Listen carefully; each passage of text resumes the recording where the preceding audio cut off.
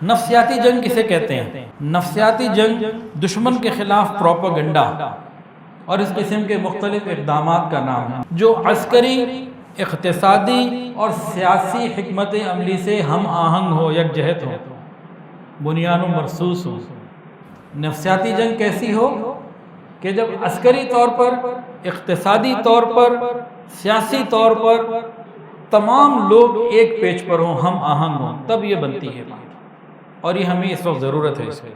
نفسیاتی جنگ ایک ایسا حملہ ہے اور ایسا ہتھیار ہے، نفسیاتی جنگ ایک ایسا ہتھیار ہے جو کبھی خالی ہاتھ نہیں جاتا، اور اس کا میدان بہت وسیع ہوتا ہے، اور مزے کی بات محدود تھوڑے لوگ زیادہ لوگوں پہ فتح پا سکتے ہیں۔ یہ نفسیاتی جنگ کی خصوصیات ہیں۔ نفسیاتی جنگ میں ایک بات اور بھی ہوتی ہے، دشمن کو میدان جنگ میں اترنے سے پہلے ہی نفسیاتی طور پہ ڈی موٹیویٹ کر دینا، یہ بھی نفسیاتی جنگ کا ایک پہلو ہے کہ دشمن مرعوب ہو جاتا ہے، مغلوب ہو جاتا ہے ذہنی طور پر، پھر باقی تو کیا۔ اگر کوئی دشمن ذہنی طور پر اور قلبی طور پر مرعوب ہو جائے، اب بتائیں رافیل ادھر کیا کرے۔ تاریخ اسلام کے اولین دور میں نفسیاتی جنگ کے لیے جو بنیادی وسائل استعمال کیے گئے ہیں ان کی درجہ بندی کئی طریقے سے ہو سکتی ہے۔ نفسیاتی جنگ کے حوالے سے اسلام نے بھی جو چیزیں استعمال کی ہیں تو وہ بھی بڑی اہم ہیں، جو نبی علیہ السلام کے زمانے میں بھی وہ اتنی اہم تھی، آج بھی اتنی اہم ہے، قیامت تک اتنی ہی اہم رہیں گی۔ وہ سب سے پہلی چیز کیا ہے؟ قرآن مجید، پھر نبی علیہ السلام کے اقوال، آپ کی حیات، آپ کی سیرت، یہ سارا کچھ، اور یہاں سے ملنے والی مکمل رہنمائی، یہ ایک مسلمان کو نفسیاتی طور پر ایک عروج عطا کر دیتی ہے جس کا مقابلہ بھی دنیا کی کوئی طاقت نہیں کر سکتی۔ مثال کے طور پر مسلمان کو خوف موت کا کہ جنگ ہو جائے گی، تو قرآن نے بتا دیا ہے سورہ احزاب کے اندر، موت تو کہیں بھی آ سکتی ہے، تم بھاگ جاؤ گے تو کب تک کے لیے بھاگو گے میدان جنگ سے؟ کب تک؟ آنی تو ہے۔ اگر تم مضبوط سے مضبوط فی بروج مشیدہ، مضبوط اندر محلوں میں اور مکانوں میں چلے جاؤ، ایسی جگہ چلے جاؤ جہاں 70 ایٹم بم ایک وقت میں فائر کر دیے جائیں اور وہ بنکر نہ ٹوٹے، اندر والا بندہ بچا رہے، کیا وہ موت سے بچ جائے گا؟ یاد رکھیے، ایٹم بم کے حملے سے بچنا ممکن ہے، موت سے بچنا ممکن نہیں۔ قرآن نے حقیقت کو کھول دیا۔ ارے کیا ہو گیا، کیا کہہ رہے ہو؟ آنی تو ہے۔ بندہ کہتا جب مرنا ہی ہے تو پھر ڈرنا کس بات کا؟ پھر شہادت کے ساتھ موٹیویشن ایسی لگائیں، کئی چیزیں تو نبی علیہ السلام نے فرمایا کہ شہید کو وہ ملتی ہیں جو نبی کو بھی نہ ملے۔ یہ نفسیاتی طور پر بلند کر دیتا ہے، مرنے کے بعد زندہ ہونا، اور بہت ساری ایسی چیزیں۔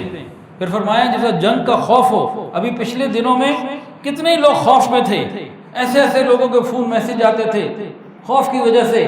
حدیث کے اندر آتا ہے خوف کے عالم میں مسلمان کے گناہ ایسے جھڑتے ہیں جیسے کھجور خوشے سے جھڑ جاتی ہے۔ تو نفسیاتی جنگ میں مسلمان کا مورل بلند کرنے کے لیے قرآن اور حدیث یہ سب سے پہلے۔ پھر اس کو جو طاقت اور روح ملتی ہے وہ ذکر اللہ سے ملتی ہے، اللہ کے ذکر سے ملتی ہے۔ جب یہ جذبہ اندر پیدا ہو جاتا ہے، کائنات کی کوئی طاقت پھر اس جذبے کا مقابلہ نہیں کر سکتی۔ پھر تعداد وہ افراد کی ہو، مال کی ہو، اسلحے کی ہو، سب پیچھے رہ جاتے ہیں۔ دوسرے درجے میں نفسیاتی جنگ میں جو اسلام کے شروع میں چیزیں استعمال ہوئیں وہ کیا تھیں؟ مسجد، وہاں قرآن و حدیث کی تفصیلات کو کھول کے امت کے ایمان کو بڑھایا جاتا تھا۔ اس کے علاوہ میدان جنگ میں باقاعدہ علماء کرام کو لے جایا جاتا تھا، وہ تلوار نہیں نکالتے تھے بعض مرتبہ، اور بعض مرتبہ تلوار بھی نکالتے تھے۔ ان کا کام کیا ہوتا تھا؟ ان کی جیڈی کیا تھی؟ ان کی جاب ڈسکرپشن یہ ہوتی تھی کہ ان مجاہدین کو پچھلی امتوں کے واقعات، قرآن و حدیث سے جو ہے نا ان کو موٹیویٹ رکھا جائے، ان کو بلند کیا جائے، باقاعدہ یہ کام ہوتا تھا۔ اور یہ کام امیر لشکر خود کیا کرتے تھے، یہ والا کام امیر لشکر بھی کیا کرتے تھے۔ نبی علیہ السلام نے اپنی زندگی میں کیا، خلفائے راشدین نے کیا، خالد بن ولید نے کیا، سعد بن ابی وقاص نے کیا رضی اللہ تعالی عنہما، یہ کام وہ بھی کیا کرتے تھے، اور باقاعدہ علماء کو اس میں اس طرح سے جو مبلغین ہوتے تھے، وعظ کرنے والے جذبے کے ساتھ ان کو رکھا جاتا تھا۔ اس کے بعد مختلف وفود بھیجے جاتے تھے۔ دیکھیں اللہ نے اور اس کے رسول نے جنگ کو پسند نہیں کیا، وفود بھیجے جاتے تھے کہ کسی طریقے سے ٹیبل ٹاک ہو جائے اور معاملہ ٹھنڈا ہو جائے، یہ رک جائیں، اور ان وفود میں ہر طریقے کا رنگ اختیار کیا جاتا تھا جیسی جس وقت کی جہاں کی ضرورت ہوتی تھی۔ اس کے علاوہ حلیف قوموں کے ساتھ، حلیف افواج کے ساتھ، جو دوست ہیں، دوست ملکوں کے ساتھ، دوست قوموں کے ساتھ، دوست فوجوں کے ساتھ معاہدے کیے جاتے تھے۔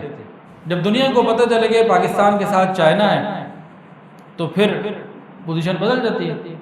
اس کے علاوہ باقاعدہ خطوط لکھے جاتے تھے، دشمن کے بادشاہوں کو، سپہ سالاروں کو پیغامات بھیجے جاتے تھے، عسکری مکتوبات۔ حضرت عمر کا ایک سن لیجئے، لکھ کے بھیجا، پیغام بھیجا، جس کا مفہوم عرض کر رہا ہوں کہ خبردار میں تمہاری طرف وہ فوج بھیجوں گا جنہیں موت اس سے زیادہ محبوب ہے جتنا تمہیں شراب کا پیالہ اور زندگی محبوب ہے۔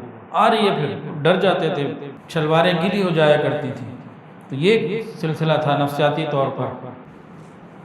اس کے علاوہ جاسوسی کارروائیاں، وہ سب چیزیں ہوتی تھیں، اور علمی طور پر مسلمانوں کو اجتماعات منعقد کر کے، جمع کر کے ان کو پھر جو ہے نا وہ سمجھایا جاتا تھا، اور پھر کہیں کہیں ضرورت پیش آئی جنگ کے دوران ان کے درخت کو جلانے کی، اور معاشی طور پر جسے ہم بائیکاٹ آج کل کہتے ہیں، تو یہ سب کچھ نبی علیہ السلام سے ثابت ہے۔